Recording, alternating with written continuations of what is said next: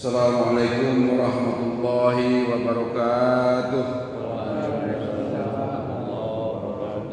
Alhamdulillah wassalatu wassalamu ala Rasulillah wa ala alihi wa ashabihi wa man tabi'a huda. Asyhadu an la ilaha illallah wa asyhadu anna Muhammadan abduhu wa rasuluh. Allahumma shalli wa sallim wa barik ala sayyidina Muhammadin wa ala alihi wa ashabihi wa man tabi'ahum bi ihsanin ila yaumiddin. Amma ba'd.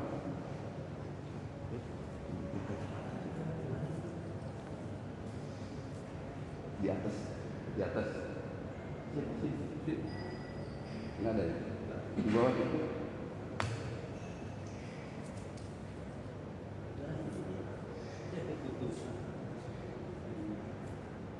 Yang saya muliakan, saya hormati para alim ulama, para asatidz, para hujjaj, wabil khusus Ketua DKM Bapak Haji Ahmad Haris, nafa'allahu bi ulumihi, Ustaz Yusuf, Bapak-bapak, Sandang, pengurus pengajian. Ada belum? Ada? Hah? Ada tadi di bawah. Cariin. Bapak-bapak, saudara-saudara sekalian rahimakumullah. Syukur alhamdulillah, mari kita panjatkan kehadirat Allah Subhanahu wa taala. Allah yang melimpahkan rahmat dan karunia-Nya kepada kita semua sehingga kita pada pagi hari yang berbahagia ini dapat menjalankan kewajiban kita untuk sholat subuh berjamaah, sholat yang dihadiri oleh para malaikat, dan 2 rakaat sebelum sholat subuh kita mendapatkan pahala dunia beserta isinya. Masya Allah, dari semua sholat hanya sholat subuh yang didampingi oleh sholat sunnah rawatib qobliyah yang pahalanya melebihi dunia beserta isinya. Kalau salat-salat yang lain, salat sunnah yang lain hanya rawatib biasa yang jumlahnya ada 12 itu. Tapi salat subuh 2 rakaat sebelum subuh kita akan mendapatkan ganjaran pahala sesuai dengan hadis Bukhari Muslim yang sangat terkenal sahih. Kita mendapatkan pahala dunia beserta isinya. Jadi sangat rugi bagi seseorang muslim, muslimat, mukmin, mukminat tidak sholat subuh, apalagi tidak melaksanakan sholat sunnah 2 rakaat. Sholat subuhnya disaksikan oleh para malaikat. Masya Allah, yang senantiasa berdoa kepada Allah memohon ampunan bagi orang yang sedang sholat itu. Masya Allah, setiap langkah dari rumah, langkah kita akan diampuni dosa kita dan kedua orang tua kita. Masya Allah. Pada pagi hari ini saya akan memulai kitab baru. Tadinya saya mau bahas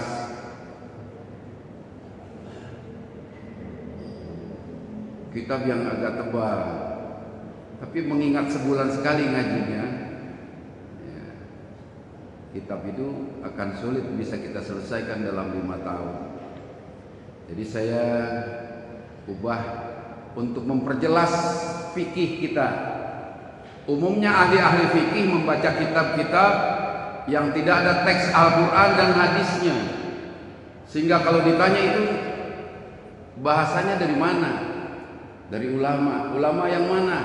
Nah, supaya kita bisa menjawab, ulama itu tidak sembarangan. Seperti Ustaz Tapyan minggu keempat kan mengajarkan tentang fikih, itu melulu tentang kalimah-kalimah ibadah, dari mulai bangun, berwudu, sampai seterusnya hingga sholat. Teks-teksnya adalah kalimah para ulama yang disebut mujtahidin. Para mujtahid, Imam Syafi'i, Imam Malik, Imam Hanafi, Imam Hambali. Sehingga orang kampung yang memang nggak pernah mau protes nggak ada masalah. Tapi kalau orang di kampus itu pendapat siapa? Saya akan mulai lebih menjelaskan. Oh, kitab takrib itu Fathul Qorib, ya, misalnya oleh ulama dijelaskan tentang ayat-ayat Al-Quran. Ya, sambil kita mempelajari, kita mendengarkan beberapa ayat yang berkenaan dengan satu materi di dalam fikih untuk memperjelas kita di dalam memahami kaidah-kaidah ibadah. Ya. Kitab Takrib ini sudah sangat terkenal. At-Tahfiz fi Adilatil Matnil Ghayah wa Takhrib, karangan Dr. Mustafa Dib Al-Bigha. Kitab menengah dalam bidang fikih. Ya, tengah-tengah. Nggak terlalu tinggi, nggak terlalu rendah. Namanya Fathul Qorib. Di dalam kitab Toharah Fathul Qorib dijelaskan,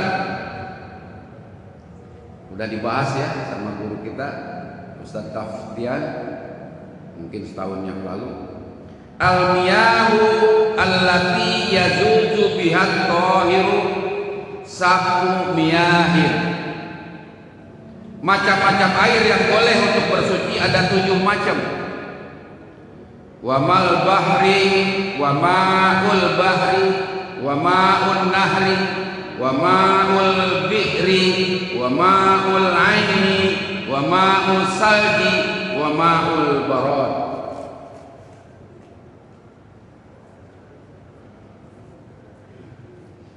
Yang pertama air hujan, air yang boleh untuk bersuci, untuk berwudu. Pertama air hujan, kedua air laut, ketiga air sungai yang mengalir, nanti dijelaskan, air sumur, air mata air es salju, dan air embun. Ini di kitab Takrib pasti dibahas pertama kali begitu. Dari ketujuh macam sumber hukum untuk mengambil wudhu itu, alim ulama mengarang kitab dari mana dasarnya yang nggak dijelaskan di dalam kitab itu. Nggak dijelaskan dari mana dasarnya. Sedangkan hukum itu sumbernya Al-Quran, sumbernya sunnah Rasulullah. Kalau orang dikritik, Bapak tahu ngambil air wudhu sah, suci menyucikan pakai air embun dari mana? Pakai air laut dari mana? Nah, hari ini kita akan mulai dan seterusnya pengajian. Sumbernya adalah pada yang pertama ayat-ayat Al-Quran. Ada menyebut kita boleh wudhu dengan air-air 7 macam air itu. Pertama, di dalam surah Al-Anfal ayat 11 Allah berfirman, wa yunazzilu 'alaikum minas samaa'i ma'an liyutahhirakum bih. Paling tinggi karena ayat Al-Quran menjelaskan tentang dan Allah menurunkan kepadamu hujan dari langit. Kata Allah, ini bukan kata ulama. Ulama ngambil dari sini. Allah menurunkan hujan dari langit untuk mensucikan kamu dengan hujan itu. Untuk mensucikan kamu dengan hujan itu. Fadhil, silakan. Saudara saya dari Pasar Lama nih. Mana temannya? Belakang. Ya. Jadi Allah menurunkan hujan untuk mensucikan diri kita. Membersihkan, mandi junub boleh, wudu apalagi, untuk mensucikan diri kita yang tadinya mudah punya hadas, dengan air hujan bisa suci, menyucikan, suci karena disucikan oleh air hujan. Cuman kita kuat nggak nih? Kalau saya jangankan mandi pakai air hujan, baru kegerimisan ini air hujan sakit terus, bukan begitu ya? Tapi itu suci, menyucikan. Saya masuk rumah sakit gara-gara kena hujanan. Seminggu saya di rumah sakit hujanan. Ada ayam saya keok. Pagi-pagi hujan. Rupanya ada binatang yang suka makan ayam itu apa namanya? Lincang begitu ya. Jadi saya kejar tuh lincang, saya timbuk. saya nggak tahu hujan. Akhirnya pilek-pilek peluk, panas dingin, wah akhirnya masuk rumah sakit. Tetapi air hujan adalah karunia Allah untuk mensucikan kita. Boleh dipakai wudhu, boleh dipakai mandi, bahkan jenis air yang paling bersih. Kalau teori dunia katanya ini dari air laut menguap ke atas jadi embun, turun lagi hujan. Wallahu a'lam bishawab, itu rahasia Allah Subhanahu wa ta'ala. Itu ayatnya. Begitu juga ayat-ayat tentang yang lain. Hadisnya, di antaranya adalah hadis yang diriwayatkan oleh Abu Hurairah. Kalau cerita hadis berarti ini datangnya dari Rasulullah. Kalau ayat datangnya dari Allah. Hadis dari Rasulullah untuk lebih menjelaskan mengenai hal ini. Gimana wudu? Kita kalau mangmong pikiran kita nggak sah ibadah. Kalau mantap pikiran kita, mantap juga ibadah. Abu Hurairah radhiyallahu anhu berkata, seorang bertanya kepada Rasulullah sallallahu alaihi wasallam, katanya, "Wahai Rasulullah, kami naik perahu, berlayar di laut dan hanya membawa sedikit air. Air sumur dibawa masukin ke dalam gentong, dibawa naik kapal atau naik perahu." Nah, Abu Hurairah mendapat pertanyaan dari sahabat, bagaimana nih? Abu Hurairah tolong tanyakan ke Rasulullah. Airnya dikit, kalau dipakai mandi habis langsung, nggak bisa wudu, nggak bisa minum.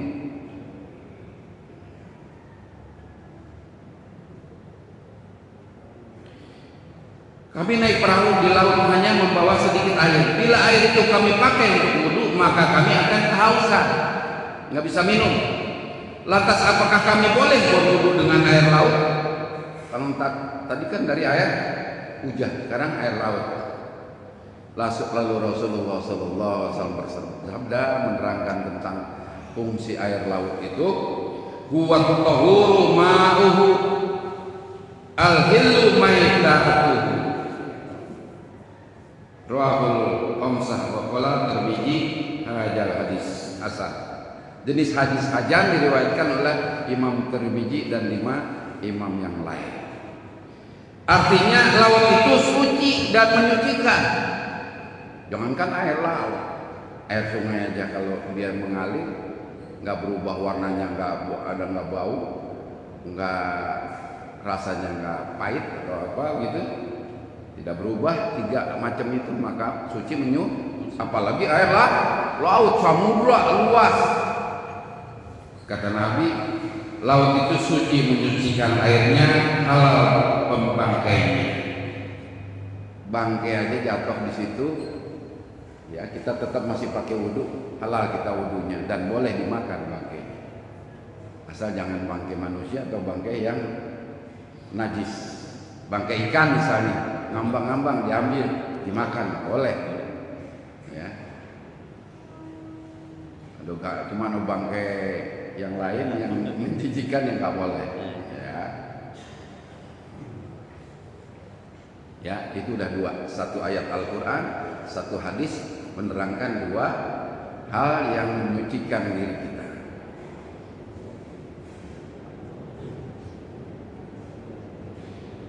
Dilanjutkan dalam kitab Taqrib, summal miyahu ala arba'ati aqsamin. Kemudian macam-macam air itu tersebut dibagi 4 bagian. 4 yang 7 tadi terbagi 4 bagian.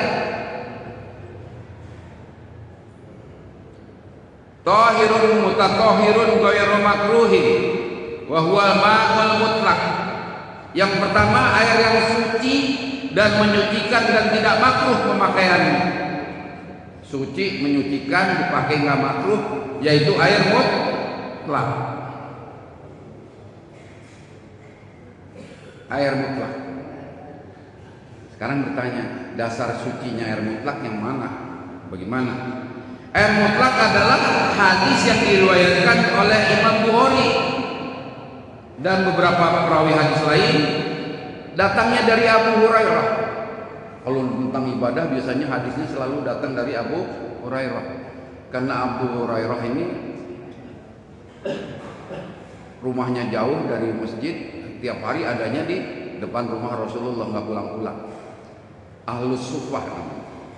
Ahlus Sufah itu ada 70 orang miskin yang selalu berada di rumah Rasulullah, nggak masuk dalam, di luar.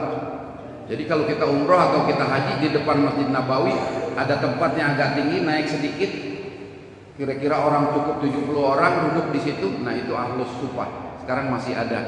Di antaranya adalah Abu Hurairah. Sering meriwayatkan hadis-hadis tentang ibadah, tentang sholat, tentang air wudhu, tentang hal-hal yang berkenaan dengan ibadah lain. Kata Abu Hurairah meriwayatkan dari Nabi, seorang Arabi, Arab dusun berdiri dan kencing di dalam masjid.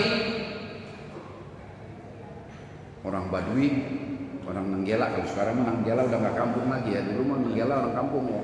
Sekarang udah nggak kampung, orang kampung, Arab Badui, pinggir tengah gunung. Berdiri dan kencing di dalam masjid. Wah, nggak sopan bener. Maka orang-orang pun lalu berdiri hendak menghabisnya, mau diomelin. Lalu Nabi bersabda, kalau masih ada di Aceh langsung diseret gitu, dilemparkan ke sana. Loh, kencing dalam masjid, kita juga marah. Ya. Maka orang pun lalu berdiri hendak menghabisnya. Lalu Nabi bersabda, hadisnya, da'uhu wa harimu ala baulihi sajlan min ma'in au junuban min ma'in fa inna bu'istum muyassirin wa lam tub'asu mu'assirin. Udah jangan diurusin, tinggalin dia aja. Orang itu jangan diurusin. Ya, orang yang brengsek kencing di dalam masjid itu jangan diurusin, kata Nabi. Ini masjid kudu bersih, ya. Siramlah setimba air, ambil air seember, gitu ya. Di atas air kencing itu, bersihin buru-buru. Jangan ribut orang yang dipukulin, tapi nggak dibersihin. Ambil air, bersihin. Karena itu najis, kencing. Bahwasanya kalian diutus untuk membuat kemudahan, bukan diutus untuk membuat kesulitan.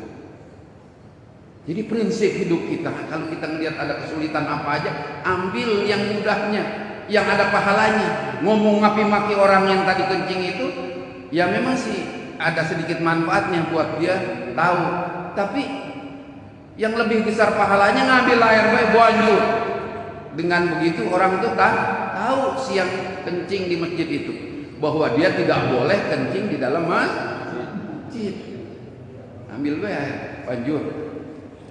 Saya blokin gitu ya, dilap-lapin, jangan saya nanti saya blok, harus dilap, saya blok lari ke sono, lari ke sini kalau tempatnya lega.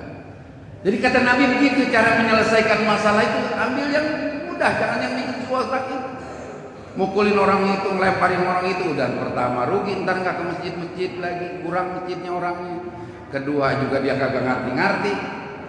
Kalau dipukulin, diusir, mendingan bersihin. Ini najis, kamu tadi melakukan kesalahan. Air najis. Jadi dasar hukumnya begitu. Air yang seember itu dipakai untuk mensucikan air yang najis, disebut air mutlak. Air yang suci yang menyucikan dan tidak makruh pemakaiannya disebut air mutlak. Kedua, air suci dan menyucikan tapi makruh dipakai. Wa huwal ma'ul musammas. Suci menyucikan tapi makruh dipakainya. Kalau kita pakai wudu makruh tuh. Pakai mandi makruh, suci menyucikan tapi makruh. Kalau tadi kan air mutlak, suci menyucikan dan tidak makruh. Ini yang kedua makruh. Yang mana ini? Yaitu air yang kena panas matahari. maupun terang matahari di atas rumah ada kolamnya gitu. Kolam renang atau apa buat pakai wudhu. Airnya suci menyucikan tapi makruh. Makanya toren-toren itu harus ditutup. Kalau terbuka begitu panas, begitu siang hari kita pakai makruh. Yang lebih hati-hati torennya setelah ditutup dikasih karung atau dikasih apa supaya enggak panas. Kan toren biasanya kena matahari. Itu makruh padahal kita pakai buat wudhu. Jadi lebih benar orang ngontrak ya. Colok airnya benar-benar asli dari tanah. Gitu ya. Kalau yang naik ke atas itu kalau panas banget ya makruh pakainya. Makruh artinya apa, Pak? Makruh suci menyucikan tapi makruh apa artinya? Ganjaran ya, Pak. Hah? Kurangin ganjaran dulu. Makruh. Rokok makruh boleh. Ada yang haram tapi umumnya makruh. Puasa tengah hari mandi ya. Gitu. Mengurangi pahala puasanya dan bisa membatalkan. Belum menjemur ke air di tengah siang hari. Jadi makruh.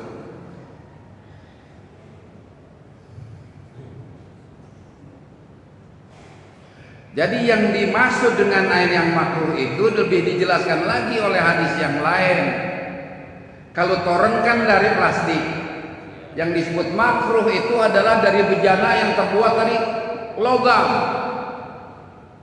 Si logam ini mengalirkan panas ke air. Airnya makruh. Logam. Kan kalau orang Arab mah kaya-kaya. Torennya pakai logam. Cuman aja nggak pakai emas, ya. Logam, kuning, ada yang putih, kilat kayak perak gitu, ya. Kalau kita dari plastik, nggak masuk dalam hadis ini. Tapi tetap kita ambil kehati-hatiannya. Panas, celedot. Coba kalau siang hari dari toren, istri nggak pakai air itu kan, buka, panas. Pertama panasnya buang aja, mending kita sedekah ke pohonan, ditaruh di ember, ntar kan keluar yang dinginnya, baru kita pakai wudhu. Hati-hati hidup di dalam ibadah. Kan nggak terus-terusan panas. Biasanya yang panas itu yang ada di dalam peralon. Kalau udah naik ke atas nggak panas lagi. Ya, yang di peralon, biar yang peralon masuk ke dalam ember, ntar kita pakai buat siram apa, nyiram apa. Ya, beragama itu mudah, tapi kita harus hati-hati. Dan cara menjadikan kita lebih mantap di dalam ibadah kita itu dengan kehati-hatian. Yang ketiga, air yang suci tapi tidak menyucikan, yaitu air musta'mal. Suci tidak menyucikan. Apa itu air musta'mal? Air yang telah dipakai untuk mencuci hadas. Musta'mal. Dasar kesuciannya adalah hadis yang diriwayatkan oleh Imam Bukhari dan Imam Muslim dari Jabir bin Abdullah. Ia berkata, Rasulullah datang menjenguk aku ketika aku sedang sakit dan tak sadarkan diri karena parahnya. Jabir sakit ditengokin oleh Rasulullah. Kemudian beliau berwudu, menyiramkan aku dengan air yang telah beliau pakai wudu. Bila air tersebut telah tidak suci lagi, maka tidak mungkin dituangkan pada Jabir. Sedang dalil menunjukkan bahwa air itu telah tidak dapat dipakai lagi untuk bersuci. Kalau air yang tadi dibuat ke Jabir di ngilangin panas, kan sakitnya panas, ya, itu boleh. Tapi kalau dipakai buat wudhu lagi, ya nggak bisa. Air bekas wudhu dia Rasulullah.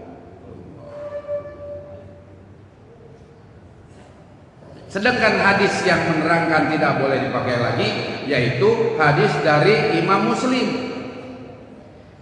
La yaghtasilu ahadukum fil ma'id daimi wa huwa junubun. Janganlah seorang dari kalian menjadi mandi di air yang diam, tidak mengalir sedang ia dalam keadaan junub.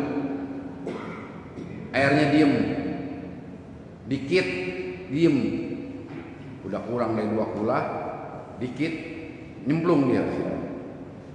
Ya, kalau zaman dulu kan mandi biasanya di kolam memang itu ya, di kobak, ya, itu nggak boleh. Ketika orang-orang menyatakan, wahai Abu Hurairah, lantas bagaimana ia harus berbuat? Beliau menjawab dengan menceduk. Gimana caranya kalau begitu? Air yang diam itu. Gayung, jangan nyebur ke situ. Jangan tangannya cemplungin. Sekarang mah enak, udah ada keran, praktis jadi. Udah nggak perlu bikin kolam lagi, tinggal buka keran. Ngucur aja. Dari hadis di atas dapat disimpulkan bahwa mandi mencebur dalam air dapat menghilangkan sifat mensucikannya air itu sendiri. Jadi mandi nyebur ke air yang dikit itu bisa menghilangkan sucinya air. Sebab bila tidak maka mungkin hal itu dilarang oleh Nabi Sallallahu Alaihi Wasallam. Mandinya mau boleh, tapi nggak menyucikan. Mandinya mau boleh. Air yang disebut dalam hadis di atas adalah air yang sedikit. Menggunakan air tersebut untuk wudhu adalah sama saja dengan mandi. Jadi kudu diciduk. Karena keduanya mempunyai maksud yang sama, yaitu menghilangkan mau airnya dikit buat wudhu, mau pakai buat mandi junub, sama aja buat menghilangkan hadas. Airnya statusnya sama. Air yang diem dikit, kurang dari 2 kula. Yang keempat, wa ma'un najisun wa huwa alladhi halat bihi najasatun wa huwa dunul kullatain aw kana kullataini faksara fataghayyara wa kullatani khamsu mi'ati ritlin ba'da di takriban bil asai. Yang keempat, air yang najis, mutanajis, air yang kurang dari 2 kulah yang terkena najis. Udah kurang dari 2 kulah ada kena najis, ada bekas bangkai tikus, bangkai ayam apa yang nyebur ke situ. Udah kurang dari 2 kulah kena najis. Jadi disebut najis mutanajis. Diwariskan dari Hamzah dari Abdullah bin Umar radhiyallahu anhu, ia berkata bahwa saya mendengar Rasulullah SAW ketika ditanya tentang air yang berada di padang pasir dan hewan-hewan buas serta binatang datang minum ke sana. Beliau bersabda, di padang pasir ada tempat air, kobakan gitulah ya. Ada banyak binatang buasnya, pada nyebur kali mandi di situ. Ya, minum, mandi. Bila air itu ada 2 kulah maka tidak mengandung kotoran. Dalam satu riwayat Abu Dawud, sesungguhnya air itu tidak najis kalau lebih dari 2 kulah. Disebutnya minum. Di hadis ini nggak mandi, kalau buang kotoran pasti najis sudah. Ya, disebutnya di situ minum. Binatang buasnya apa harimau, apa-apa gitu ya, dari situ minum. Kalau kurang dari kulah, 2 kulah najis. Tapi kalau ada kotorannya di situ, apa ada lagi bangkainya, udah enggak ceritanya lagi, itu udah pasti najis.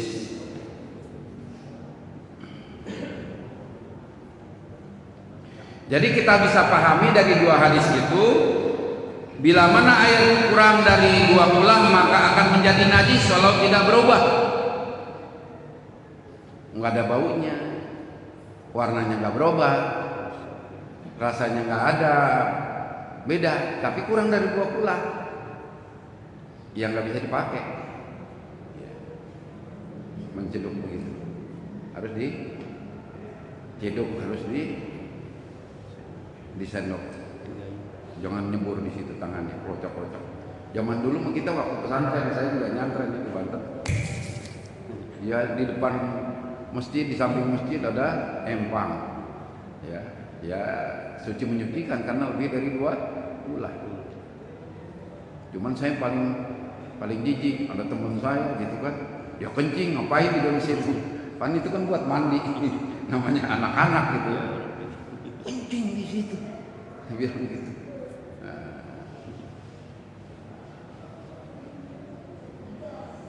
Ijazah.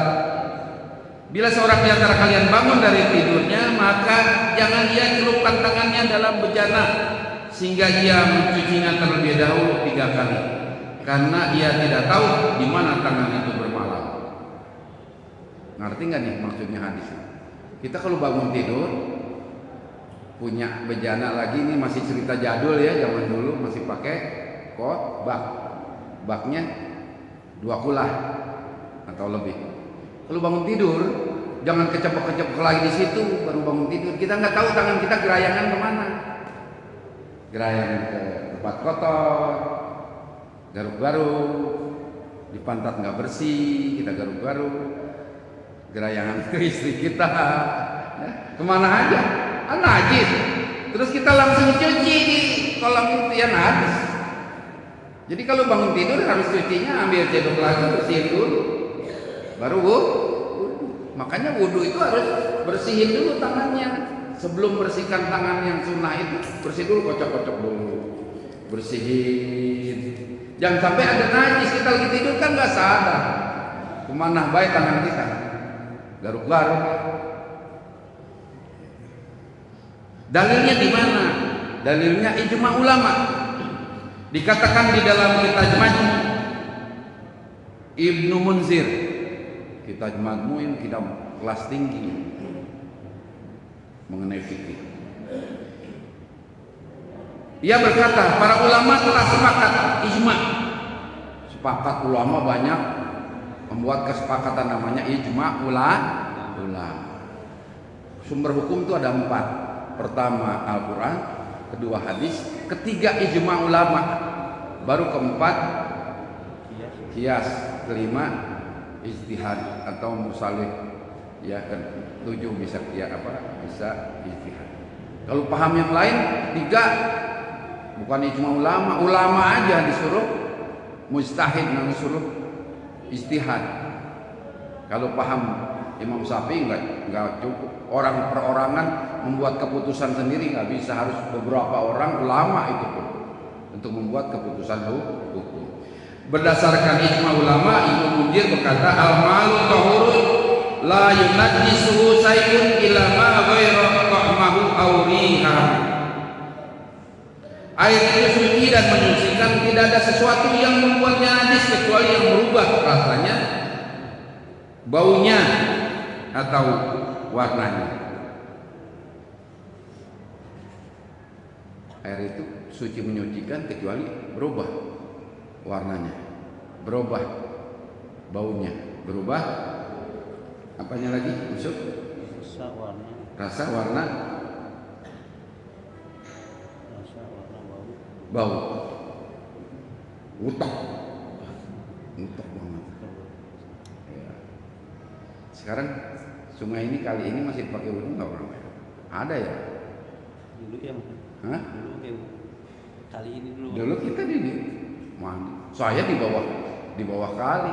Rumah saya bawahnya kali. Mandi, wudhu, ngambil air buat masak ya. Haji Haris ya. Haji Ojak saya. Gitu. Bersih. Kalau sekarang nggak bersih.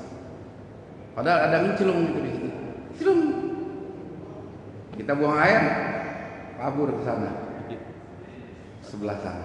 Saya tanya orang tua saya, itu kan ada orang banyak buang air, itu ngalir airnya. Ya, zaman dulu orangnya masih dikit, kalau sekarang barisannya panjang, banyak nyemplungnya. Tiap rumah udah nggak sah. Jangankan itu, air ini aja kali baru aja juga jember gitu. Kalau najis. Yang terakhir, pengertian dua kulah. Dua kulah itu 190 liter. Kalau kita mau bikin bak. Atau bila dalam kolam persegi 4, maka panjang, lebar, dan tingginya masing-masing 1/4. 1/4, 1/4, 1/4. 190 liter. Kalau air dari bak, dari air dari tanah dimasukkan ke sana, lebarnya segitu, ukurannya 2 kulah, boleh dipakai buat wudhu, dicebok begini. Kalau enggak, lebih bagus pakai keran.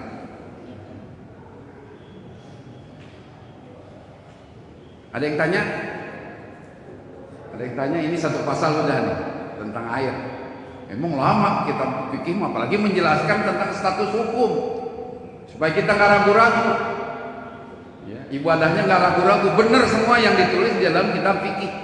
Dibenarkan oleh Al-Quran, dibenarkan oleh hadis, dibenarkan oleh ijma' ulama. Jadi kita mantap ibadahnya karena pikiran kita dipenuhi dengan dasar-dasar hukum yang sah. Dari mana taunya itu 2 kulah 190 meter? Nggak tahu. Tapi kok dilaksanakan? Kalau orang yang bodoh sekali ya boleh begitu. Tapi kalau orang yang udah kelasnya dia sarjana, harus bisa menjawab 2 kulah itu ukurannya dari mana, sumber hukumnya di mana, ukurannya berapa. Karena dalam hidup ini kita harus punya 3 hal. Pak Haji Haris pernah training ISQ, hari Ginanjar, intellectual quotation. Kita punya ilmu, cara berpikir kita dalam ibadah kita begini ada ilmunya. Makanya kita harus sholat, ngaji, ibadah yang lain ada ilmunya. Intellectual quotation. Setelah punya ilmu, kita ngaji. Yang kedua, kita harus apa? Yang kedua, emotional quotation. Biar punya ilmu tapi pemarah, gampang marah sama orang, nggak ada artinya ilmunya. Makanya kita nggak boleh menyulut-nyulut para ulama atau siapa supaya dia marah, ngata-ngatain atau apa. Ya kan, dia marah ke kita. Ya. Emotional quotation, syarat kita jadi insan kamil yang sempurna, yang bagus. Emosi kita tahan, jangan ngeledek-ngeledek orang, dilarang. Tadi ayat saya baca, ayatnya tadi saya baca, nggak boleh ngeledek. Kita hidup ini jalan harus di dunia ini harus tidak sombong. Ya, ayatnya di rakaat pertama. Orang-orang yang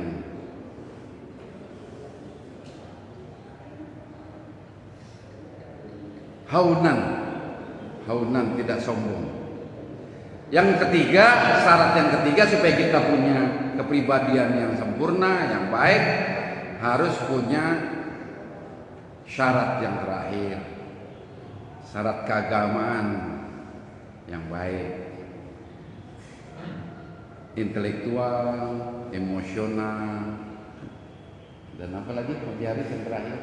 ESI, spiritual quotation, semangat agama, spirit agama.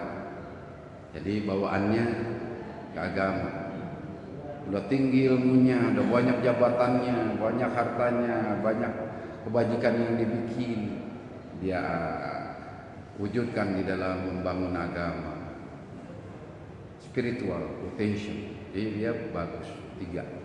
Intelektual kita bagus, ilmunya udah ngaji kan, tinggal kita amalkan. Kedua, emosi kita rem dalam agama.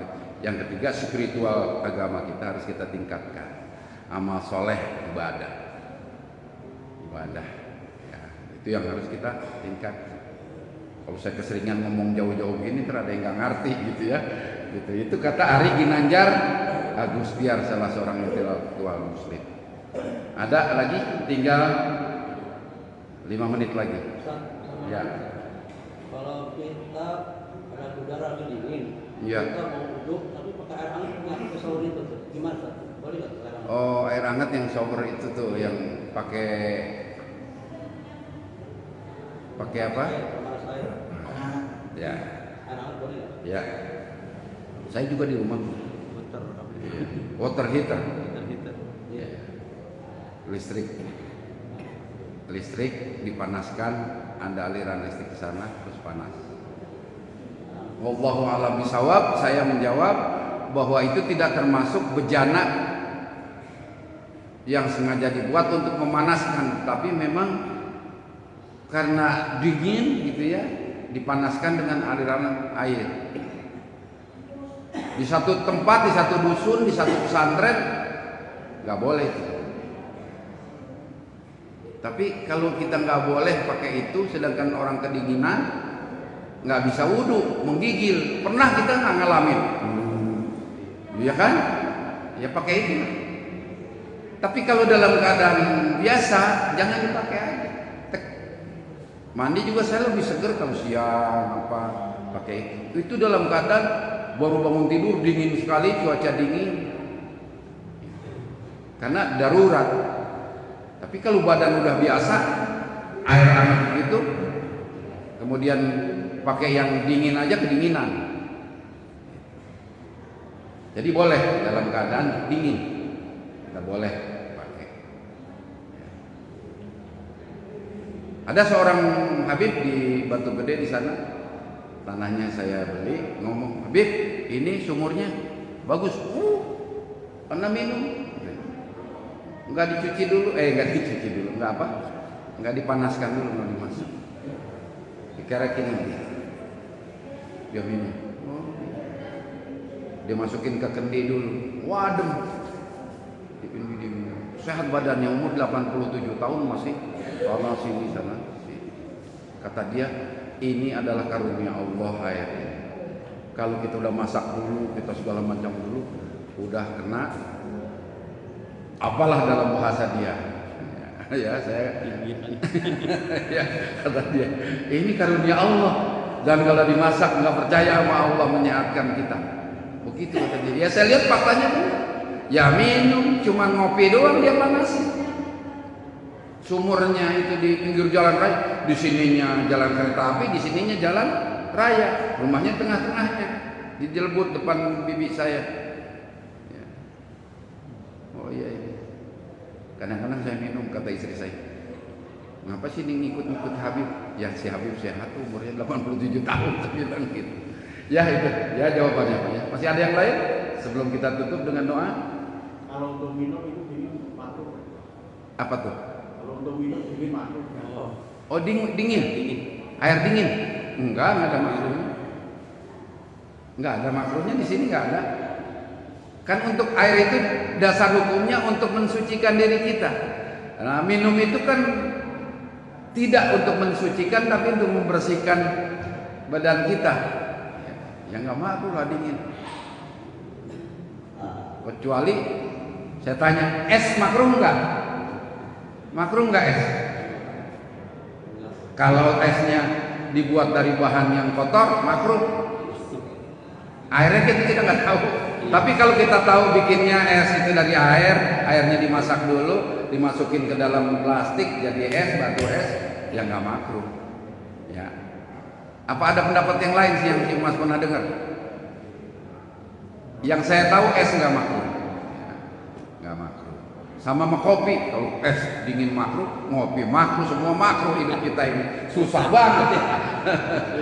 Susah banget kita ini. Mana ini mau lari? Sono makruh, sini makruh, sono haram, sini haram. Padahal dasar hukumnya tadi air orang yang kencing di dalam masjid itu udah jangan diributin yang orang yang lagi kencing di sini. Yang diributin adalah masjid kita bersih. Sebor buru-buru dengan disebor orang yang kencing mikir otaknya, oh iya nggak boleh. Besok dia nggak kencing lah. Nah, itu yang dapat saya sampaikan. Mudah-mudahan ada berkah manfaatnya. Kitab Takrib Fathul Qorib, dasar hukum agamanya.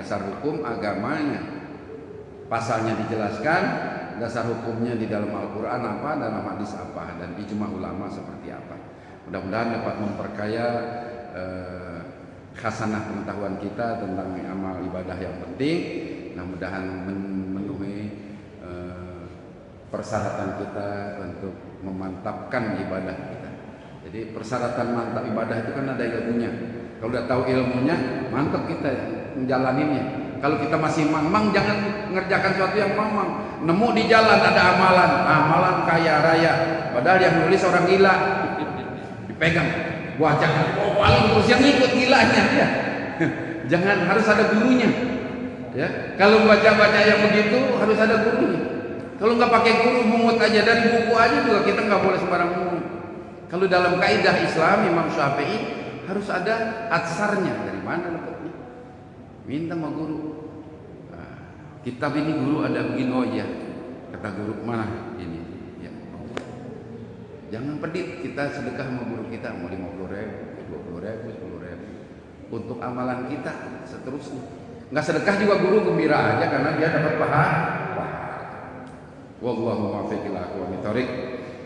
Wabillahi taufiq wal hidayah. Assalamualaikum warahmatullahi wabarakatuh.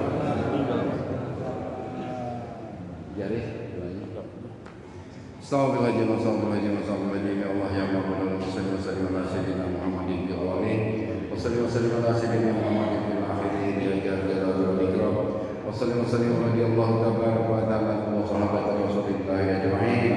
Bismillahirrahmanirrahim. Hamdan na'imin hamdan syakirin hamdan ma'abidin ma'abidin wa majidah ya rabbana al-hamdu wa al-syukru kama yanbaghi li jalalika al-karim wa li sultanik.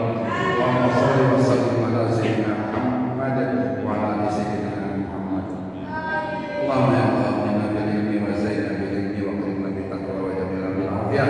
Allahumma inna nas'aluka fahma nabiyyin wa ihdil mursalin wa ilham malaikatil muqarrabin bi rahmatika ya arhamar rahimin.